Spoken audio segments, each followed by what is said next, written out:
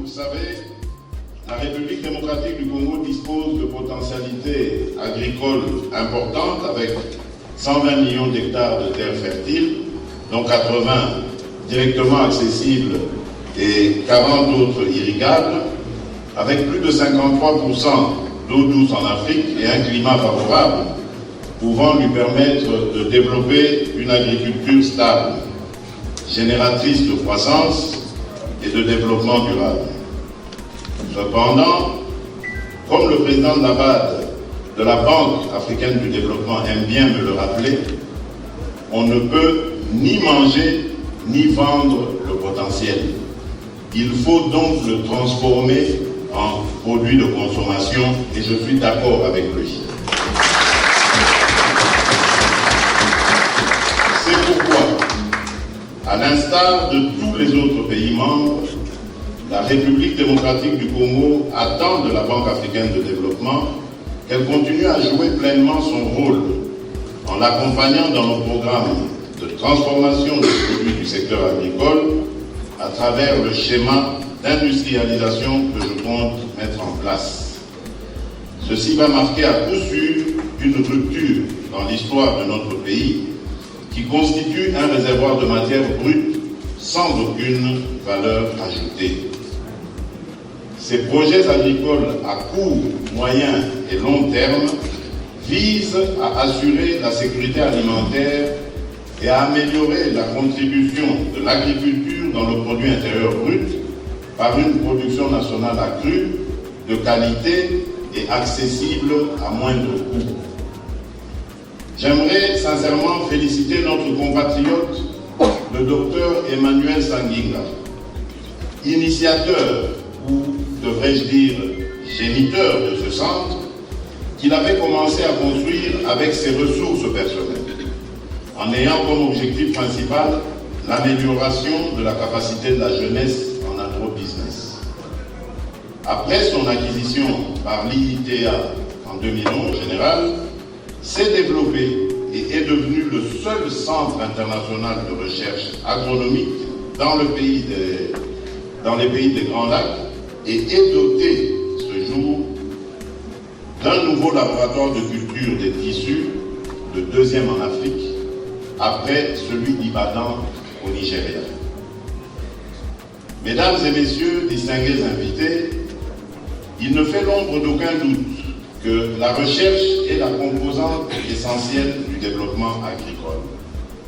Et l'avènement de ce centre, qui sera porté aujourd'hui aux fonds baptismaux, est la première étape de réhabilitation de tous nos centres de recherche agronomique et autres, notamment Yangambi, dont les résultats des recherches ont permis à d'autres États d'améliorer leur culture de cacao et de palmier zabine.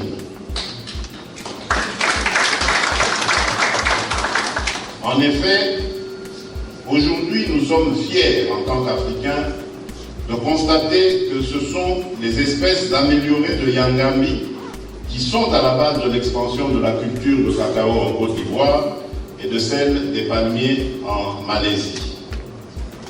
Mesdames et messieurs, distingués invités, pour terminer, je vous assure de mon engagement à toujours faire plus pour le développement du secteur agricole. Je le répète ici encore, il est temps que le sol prenne sa revanche sur le sous-sol. Le défi est certes immense. Les enjeux sont nombreux, mais avec l'inauguration de cette première station, située à quelques kilomètres de l'Institut national de recherche agronomique de Mulungu, INERA, nous sommes sur la bonne voie. Je puis vous assurer qu'aucune province de la République démocratique du Congo ne restera en marge de cette marche vers l'atteinte de l'autosuffisance alimentaire.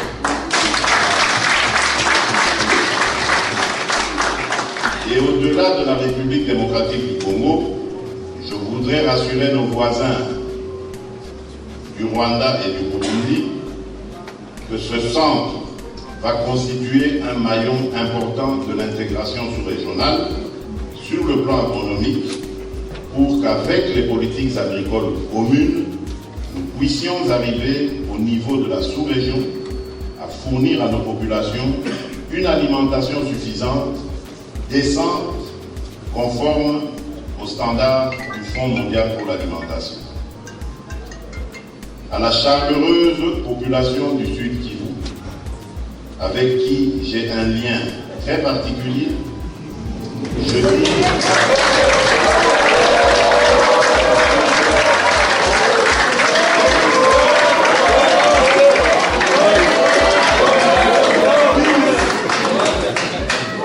à la chaleureuse population du Sud Kivu, avec qui j'ai un lien très particulier, je dis merci pour l'accueil fraternel qui confirme la ferveur que j'avais déjà observée en décembre dernier lors de la campagne électorale dans cette ville du Sud Kivu et ailleurs dans cette province.